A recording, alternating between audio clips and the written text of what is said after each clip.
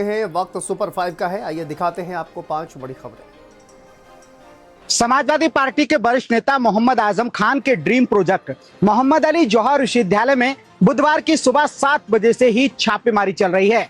ED के अधिकारी जौहर विश्वविद्यालय के भीतर हैं। जौहर विश्वविद्यालय के भीतर अगर सुरक्षा बलों की बात करें तो उनके साथ केंद्रीय रिजर्व पुलिस बल के कई सुरक्षा कर्मी अंदर तैनात हैं। और जौहर विश्वविद्यालय के मुख्य द्वार के अगर बाहर की बात करूं तो बाहर यूपी पुलिस के जवान, यूपी पुलिस के कई अधिकारी, अपर पुलिस अधीक्षक ने कहा है कि हमने सुरक्षा के लिहाज से रिजर्व पुलिस लाइन से करीब 65 से 70 पुलिस कर्मियों को लगाया है। 2 थानों के जो इंचार्ज हैं, थाना अजीमनगर और थाना टांडा, वो यहाँ पर मौजूद निगरानी किए हुए हैं। साथ ही एक सीओ टांडा की निगरानी में जो यूपी सरकार के पुलिस कांस्टेबल और अधिकारी हैं, वो उनकी देखरेख में यहाँ पर अपनी ड्यूटी कर रहे हैं। अंदर की बात करें तो जौहर विश्वविद्यालय में जो टीम सुबह 7 बजे दाखिल हुई, वो लगातार छापेमारी कर रही है। कुलपति का जो ऑफिस है, कार्यालय है, वहां पर तमाम सारे रिकॉर्ड खंगाले जा रहे हैं। आज देखना यही दिलचस्प होगा कि समाजवादी पार्टी के वरिष्ठ नेता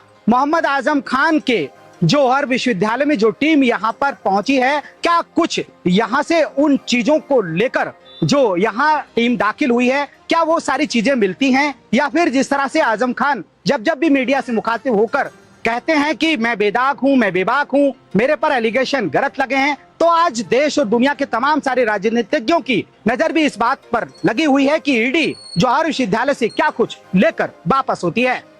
उत्तर प्रदेश में 2027 में विधानसभा चुनाव होने हैं, जिसको लेकर बसपा सुप्रीमो मायावती 2007 की सोशल इंजीनियरिंग फॉर्मूले को लेकर ब्राह्मणों को साधने और उनको उम्मीदवार बनाने की रणनीति पर काम कर रही हैं। बसपा सुप्रीमो मायावती ने आज सतीश चंद्र मिश्रा को बड़ी जिम्मेदारी सौंपी। मायावती ने आज एक ट्वीट किया और उसमें उन्होंने जिक्र किया कि सतीश चंद्र मिश्रा को अब हम लीगल मीडिया के कामकाज के साथ साथ चुनावी संबंधी कार्यों की भी जिम्मेदारी देने जा रहे हैं, जिससे विधानसभा चुनाव में एक बड़ी मदद मिलेगी। इसी के साथ साथ बसपा सुप्रीमो मायावती ने यह भी कहा कि जब से बीएसपी अपने जनाधार को आगे बढ़ा रही है, अपनी विचारधारा को लेकर तमाम तरीके के कार्यक्रमों का आयोजन कर रही है, जिसमें उम्मीदवारों के नामों की भी घोषणा की जा रही है, जिसमें ब्राह्मण उम्मीदवारों के नामों पर भी विचार किया जा रहा है, तब से विपक्ष बहुत बौखलाया हुआ है। लेकिन विपक्ष से सभी लोगों को सावधान रहने की जरूरत है, क्योंकि विपक्ष ने सिर्फ दलित तमाम लोगों को गुमराह करने का काम किया है। इसी के साथ साथ बसपा सुप्रीमो मायावती ने यह भी कहा है कि सतीश चंद्र मिश्रा को ये जिम्मेदारी दी गई है और हमें पूरी उम्मीद है कि वो बड़ी मात्रा में ज्यादा से ज्यादा लोगों को जोड़ने का काम करेंगे। उत्तर प्रदेश में 2027 विधानसभा चुनाव से पहले सपा और रालोद के बीच सियासी तल्खी बढ़ती हुई देखी जा रही है। अखिलेश यादव के उस बयान को लेकर जिसमें उन्होंने कहा कि चवन्नी को रुपया बना दिया फिर भी छोड़कर चले गए, राष्ट्रीय लोकदल ने इस पर कड़ी प्रतिक्रिया दी है। हालांकि अखिलेश ने जयंत चौधरी का नाम सीधे तौर पर नहीं लिया, लेकिन बयान को 2022 के सपा रालोद गठबंधन और बाद में जयंत के एनडीए में जाने से जोड़कर देखा गया है। रालोद नेताओं ने इसे जयंत चौधरी के साथ चौधरी चरण सिंह और किसान समाज का अपमान बताया है। विरोध में रालोद कार्यकर्ताओं ने प्रदर्शन किए और अखिलेश यादव के खिलाफ नारेबाजी की है। लखनऊ में भी कार्यकर्ताओं ने प्रदर्शन करके नाराजगी जताई है। रालोद का कहना है कि राजनीतिक गठबंधन बनते बिगड़ते रहते हैं, लेकिन नेताओं को सार्वजनिक बयानबाजी में मर्यादा बनाई रखनी चाहिए। इस विवाद का सबसे ज्यादा असर पश्चिमी उत्तर प्रदेश की राजनीति पर पड़ सकता है, जहां रालोद का जाट और किसान मतदाताओं के बीच प्रभाव माना जाता है।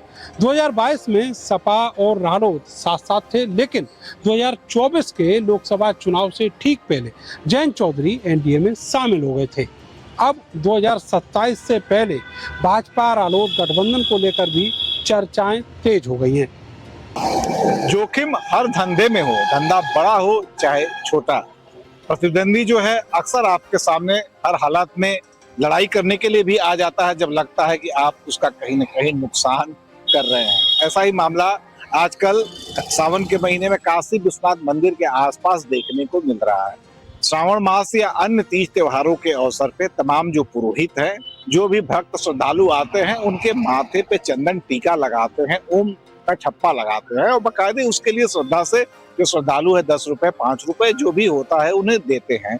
और एक व्यक्ति सामान्यतः 100-200 लोगों को अगर लगा लेता है तो आप सोच लीजिए अच्छी खासी कमाई हो जाती है। यानी एक पुरोहित 1000-2000 रुपए बड़े आराम से 2 घंटे 3 घंटे में सीजन के समय में ले जाता है। तो निश्चित रूप से इसे आप सामान्य बात कहें, लेकिन एक बड़ा धंधा है और इस धंधे में प्रतिद्वंदिता आजकल विश्वनाथ मंदिर के आसपास खूब देखने को मिल रही है। और मामला ये कल का एक वीडियो वायरल हो रहा है जिसमें चूंकि इसमें भी एरिया बटा रहा था, सब लोग कहते तुम उधर टीका लगाओ, हम इधर टीका लगा रहे हैं। तो एक पुरोहित जो है दूसरे एरिया में चले गए टीका लगाने, तो उधर के लोग जब देखे 2 टीका लगाने वाले, इनको बुलाए, मना किए, नहीं माने, तो इनकी जम के पिटाई की। जो काशी विश्वनाथ मंदिर का 4 नंबर गेट है वहाँ पिटाई की। अब वहाँ पे जो श्रद्धालु थे बड़े आश्चर्य होके वो देख रहे थे, उन्हें लग रहा था ये तो हमें टीका लगाते हैं और बाकायदे हम इनका पैर छूते हैं, ये आशीर्वाद देते हैं, लेकिन ये तो 10 और 5 रुपए के लिए किस तरीके से मार कर रहे हैं। बहरहाल इसे धर्म से जोड़ के न देखें, इसे शुद्ध रूप से व्यवसाय को देखें और जहां व्यवसाय है वहां इस तरीके के जोखिम हो सकते हैं। संगम नगरी प्रयागराज में 3 दिनों से हो रही लगातार बारिश से पूरा जनजीवन अस्त व्यस्त हो गया है। शहर के करीब आधा दर्जन ऐसे मोहल्ले हैं जो पूरी तरीके से जल भराव से जलमग्न हो चुके हैं। सड़कें तालाब बन चुकी हैं, घरों में 5 फीट पानी घुस चुका है, चाहे वो राजरूपपुर का इलाका हो, चाहे वो करैली का इलाका हो, टाइगोर टाउन का इलाका हो, सभी करीब आधे दर्जन ऐसे मोहल्ले हैं जो जल भराव की चपेट में आ गए हैं। हालांकि जल भराव की समस्या को लेकर इलाहाबाद हाई कोर्ट ने स्वतः संज्ञान लिया है और अधिकारियों को तलब भी कर लिया है। दूसरी तरफ गंगा और यमुना दोनों नदियां का जल स्तर जो है लगातार बढ़ रहा है। अगर हम गंगा की बात करते हैं तो 2.5 सेंटीमीटर प्रति घंटा की रफ्तार से और यमुना 2.5 सेंटीमीटर प्रति घंटा की रफ्तार से दोनों नदियों का लगातार जल स्तर बढ़ रहा है। जो बाढ़ का पानी है वो रिहायशी इलाकों तक पहुंचना शुरू कर दिया है। गंगा और यमुना की जो सहायक नदियां हैं वो दोनों नदियां भी उफान पर हैं और सहायक नदियों के उफान के होने की वजह से कई गांव बाढ़ की चपेट में आ गए हैं। कोरांव इलाके में कई गांव ऐसे हैं जहां पर बाढ़ का पानी पहुंच चुका है। एनडीआरएफ भी उस गांव में तैनात हो चुकी है और लोगों को वहां से रेस्क्यू कर सुरक्षित स्थानों पर पहुंचाया जा रहा है। नगर निगम की ओर से जहां पर जल भराव की स्थिति थी वहां पर पंपिंग सेट लगाकर पानी निकालने की कवायद की जा रही है।